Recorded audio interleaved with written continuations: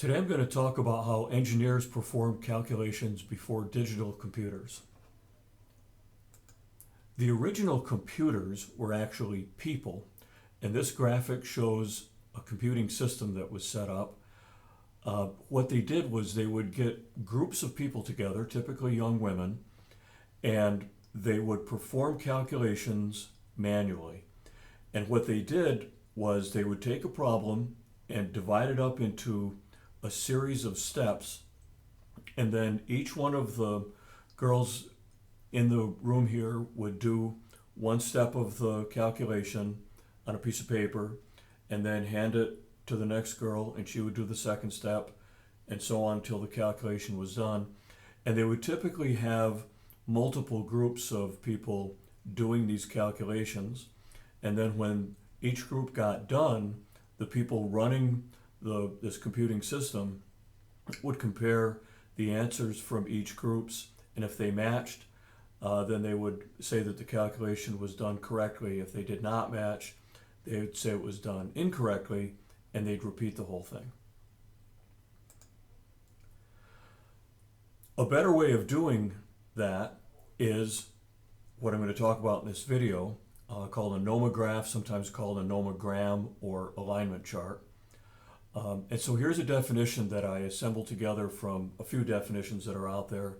But a nomograph is a graphomechanical computing device that represents mathematical relationships and consists of several lines scaled and arranged in such a way that by using a straight edge to connect known values on two lines, an unknown value can be read at the point of intersection with another line.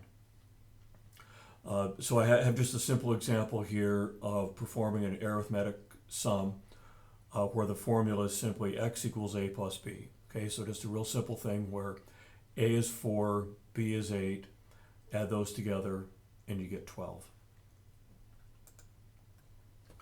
The anatomy of a nomogram is shown here. So the title is typically the formula that the nomogram uses. You've got scales. So in this case, you've got U1, U2, and U3, which represent each term of the equation.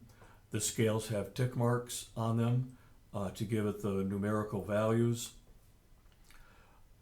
And then you've got an index line or an isopleth that is used to connect the values of the two known parts of the equation. Here's some example nomographs. These are for hydraulic equipment. So over here on the left is a nomogram for calculating the torque produced by a hydraulic motor.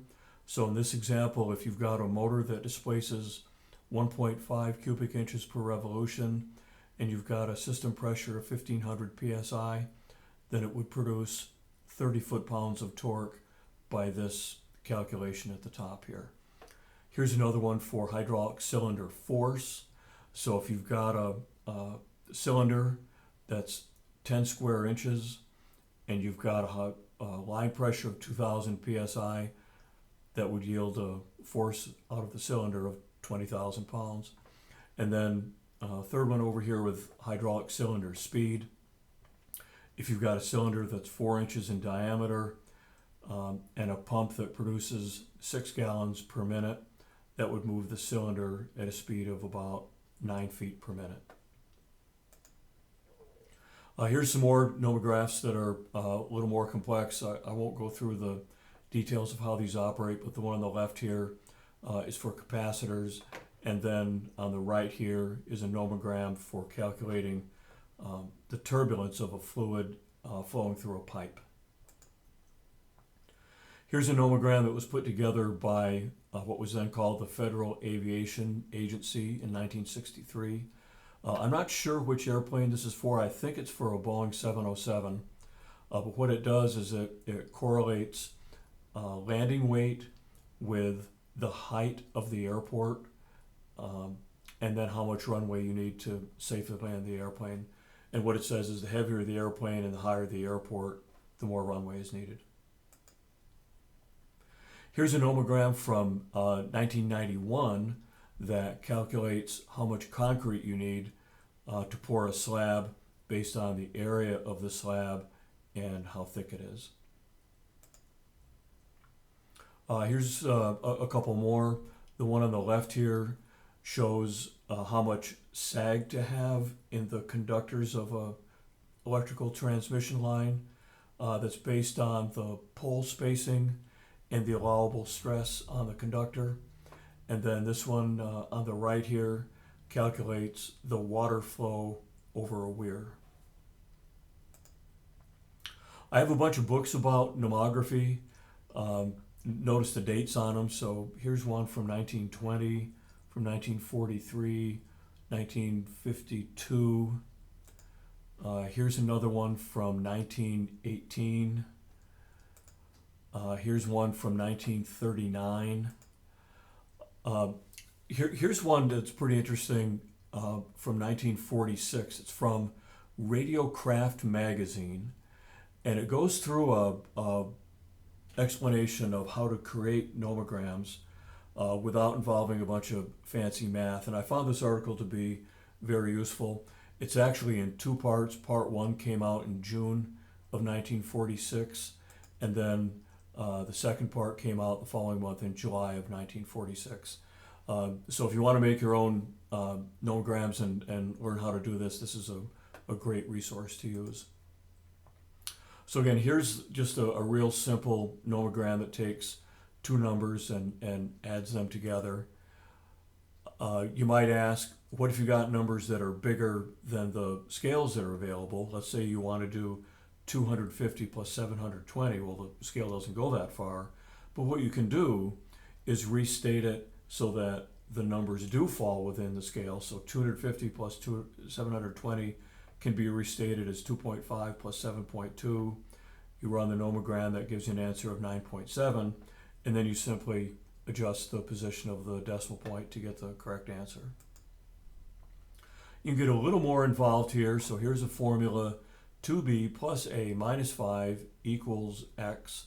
So if you set the values of at b equals 9 and a equals 3, the answer is 16, and you draw the index line, and sure enough, there's 16.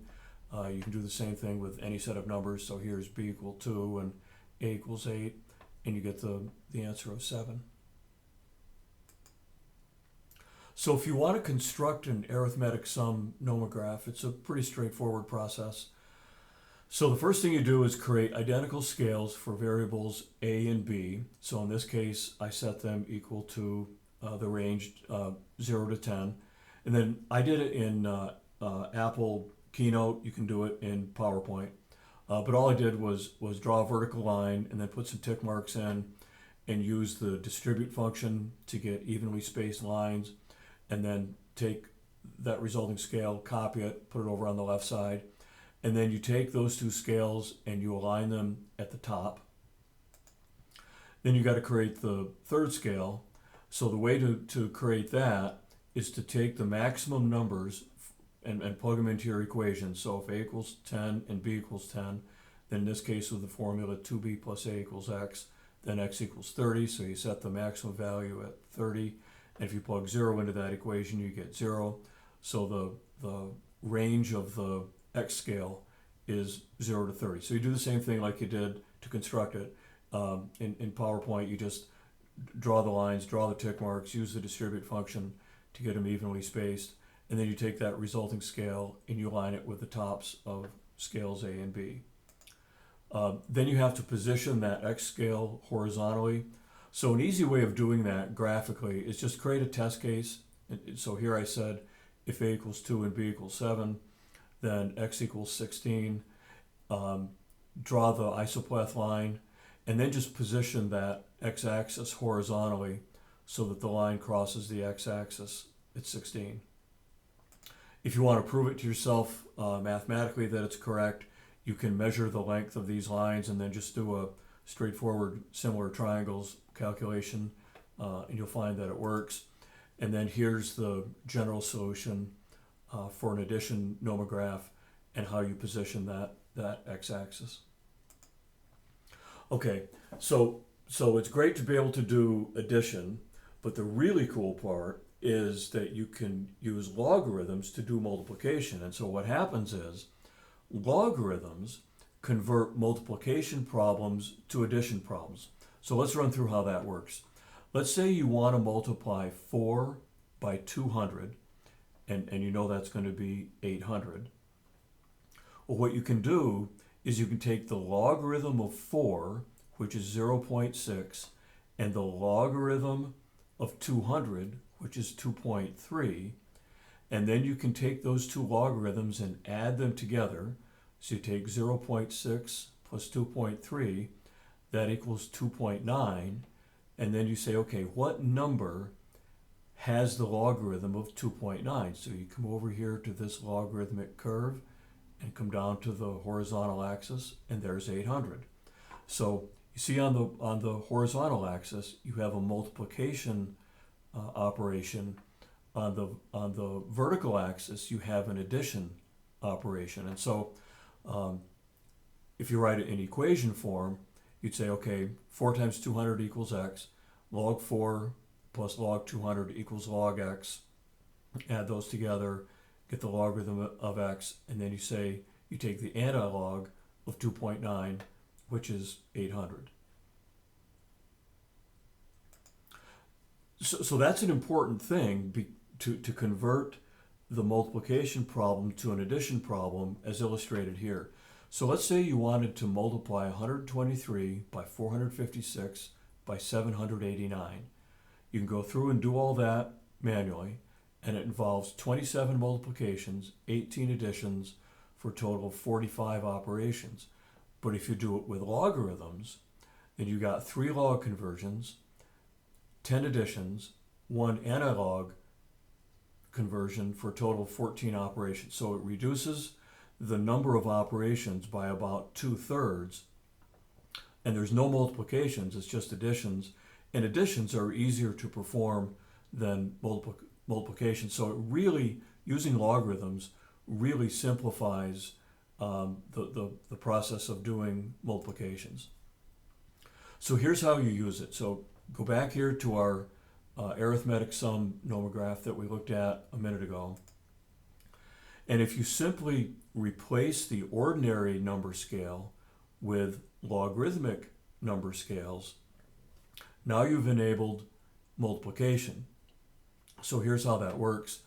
So let's on the left here, you can add 2 plus 9 equals 11, right? So you got 2 and 9, and it crosses the x-axis at 11. But if you got 2 times 9, right, 2 on the log scale here, 9 on the log scale here, it crosses the x-axis at 18. So doing multiplication with logarithms is no more difficult than doing addition with ordinary numbers. So now you can start having fun with equations like Ohm's law.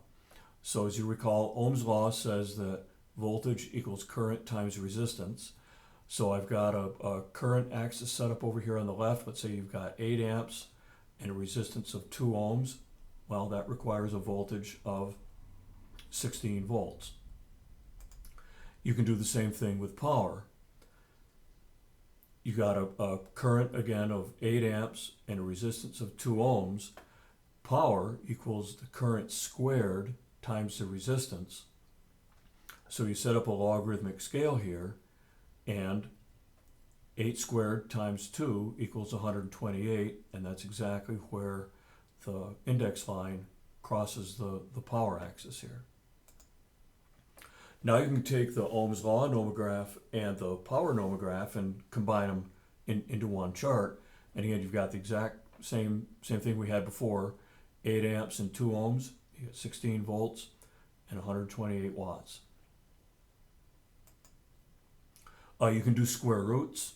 So in this case, I said what A equals the square root of B times C. So if you set B equals 2 and C equals 7, that's 14. Square root of 14 is 3.74. You draw the line across the nomogram, and sure enough, there it is. Here's one I did to calculate tree volume. So the volume of a tree is it's average cross-sectional area times the height. The average cross-sectional area is simply the average radius times pi. So let's say you've got a tree with a radius of 2 feet. You square it and then multiply by pi, and where it crosses this axis right here is the cross-sectional area of the tree in square feet. Looks to be about 14.5 square feet. And then let's say the tree is 70 feet tall.